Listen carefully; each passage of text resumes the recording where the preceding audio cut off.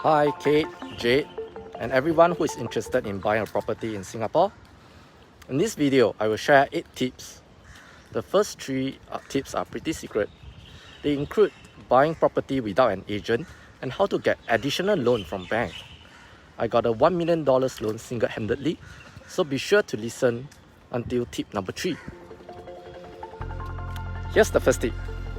You should buy a property without an agent. Let me tell you my story. A few months ago, in late 2020, I sold my HDB and then I purchased a condo for $1.5 million. Both the selling and buying were transacted without property agents. Obviously, no agent means no commissions, but it is not merely for the sake of saving on the commissions. 2 years ago, when I started to look for a condo to buy, I actually engaged a friend who is a property agent to help.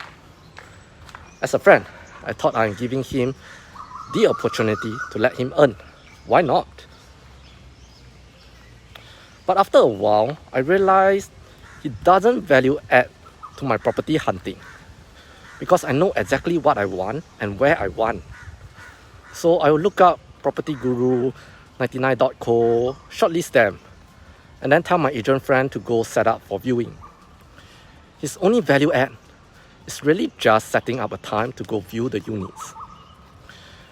Worst of all, he advised us to make all offers through him. So on the site visit, we should not offer to the seller agent directly. Instead, we should discuss with him and he would make offer to the seller agent who would then offer to the seller. So this flow of communication is what disgusts me the most. Because I will give an offer and then I will not hear from my agent. I will not receive any feedback from the seller agent, nor from the seller. In carousel, if I've lowballed you, at least you can counter or F me. What is worse than being F is being ignored. So after 6 viewings via my agent friend, I thought I should drop him. It's a hard decision. And indeed, in my first viewing without my agent friend, I closed the deal myself. It closed so fast. Right after I viewed the unit, I gave my offer. While we are still in the unit, I offered 1.5 million to the seller agent. She countered offer and starts to tell me about the past transacted prices, blah blah blah. While I also explained the differences between those transacted units and this blah blah blah. In the night, the agent called me, hoping I can up my offer, but I would not. I also took the opportunity to explain my personal finances and the current uncertain state of the economy, blah blah blah. Eventually, they accepted my offer. We signed the OTP 2 days later. It also occurred to me that the seller agent could be working hard for me too. The agent might have even pushed the owner to accept my offer. Because by closing the deal with me, the agent can earn the full commission. There's no need to share with buyer agent because I don't have one. In case you are still confused, let me explain my advantage when I buy without an agent. This is very important, so let me illustrate as clear as possible.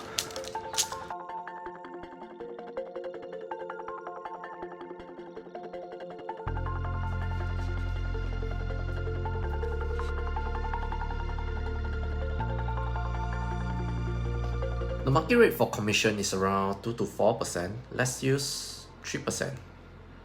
So for a $1 million property, the commission will be $30,000. When there is one seller agent and one buyer agent, they will have to split. And usually they will split evenly. So this 30K will split 15K each. When I don't have a buyer agent, the seller agent is essentially earning double. As such, she'll prefer to close the deal with me, even if there's another buyer who offers 1.2 million but has agent. Why? Because from her commission point of view, she's earning more when she's selling to a buyer without agent. If there's only one takeaway from this video, it is this: drop your agent and you'll gain a big advantage. Decoupling is definitely another secret tip, but much well known nowadays. Let's look at this table provided by Irist. This shows you how much tax you have to pay when buying a property. Let's remove the inapplicable columns. I'm a Singapore citizen, while my wife is a PR. So if we were to be buying the property under both our names, we have to pay additional 5% ABSD because of my wife's PR status. Our 1.5 million condo would cost additional $75,000, which is enough to pay for a rental. I purchased the condo alone under my name and pay 0 in ABSD. Decoupling also makes it cheaper to buy another property in the future. If you want to purchase a second condo, let's say 10 years down the road, we'll put it under my wife's name and then we'll pay 5% ABSD. Or she can even convert to a citizen and we'll again pay 0. That's the benefits of decoupling. The difficulty that comes with decoupling is that I can use only my own CPF to pay, and the bank is lending to me alone. Therefore, the loan quantum is smaller. Hence, we come to tip 3 of this video: getting additional housing loan from the bank. I think this is a big secret because I have never heard of anyone mentioning this. I also can't find a guideline or the MAS framework regarding it, but it's definitely legit. I took a $1 million bank mortgage with Standard Chartered Bank, and out of this $1 million, 700k is given based on my income and TDSR, etc. Another 300k is additional. It comes with a special condition, that is, I have to show that I have $400,000 with Standard Chartered Bank before the first loan disbursement. That means I get an additional $300,000 loan if I can show that I have $400,000 with the bank. And this $400,000 to show includes saving accounts and investments.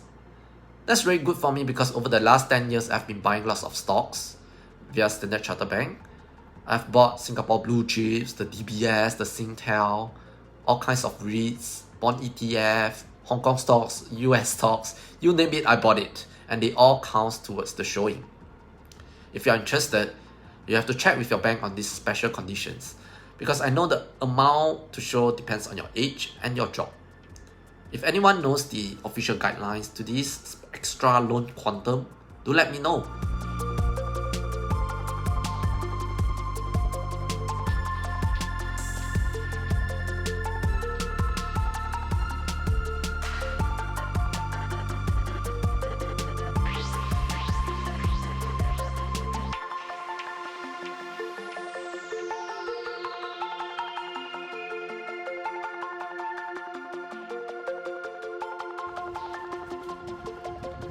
We have covered 3 big tips.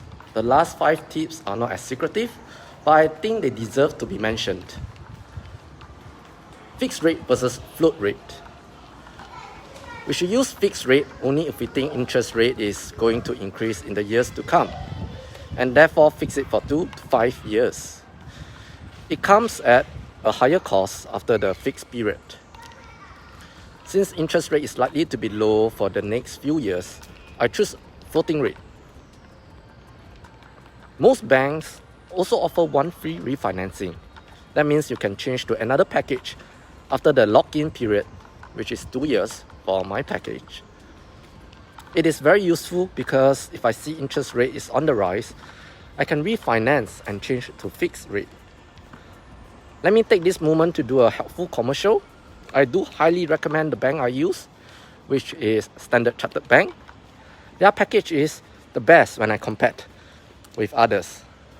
Their competitors will say Standard Chartered Bank is slow to process the loan, and that many law firms are not on their panel. All bullshit. One of the cheapest and best conveyancing law firm is PKWA, and they can work with Standard Chartered Bank. I'm not sponsored by Standard Chartered, but they do run a friend refer friend program, kind of like cashback. For more info, read the descriptions below. Tip 6. After the lock-in period, I can also choose to do a partial repayment using cash. This is another way to reduce paying for interest, especially when the interest rate has increased. Partial repayment can be done multiple times free of charge for Standard Chartered whenever you have spare cash.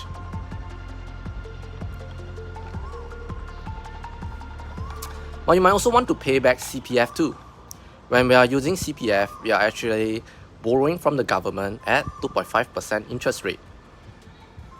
Since bank interest is now at an all-time low of 1.25%, it is cheaper to borrow from the bank. As such, if I have spare cash now, I will repay CPF first, instead of repaying the bank as mentioned in tip 6. But do not deplete your cash. Always have enough for emergencies and save some for war chest in case the market crash. The final tip is for anyone who wish to buy property purely as an investment. Personally, I don't like buying property as an investment because it requires lots of cash upfront and it is using leverage, which means having debt. If you want to invest in property, a better way is to buy Reits instead. Reits are property stocks and the yield is pretty consistent at around 5%. You don't have to manage the property and you are very diversified in terms of the types of property and also diversified geographically. And you can buy with as little as $1,000. My personal investment portfolio is made up of around 30% Reits. That's all for the 8 secret tips that I've learned in my 2 years journey to buying a condo. If you are interested in the $1.5 million penthouse condo that I bought in Yishun, check out the empty house tour here. Or if the renovation is done by then, I might have posted a proper house tour here. Bye bye.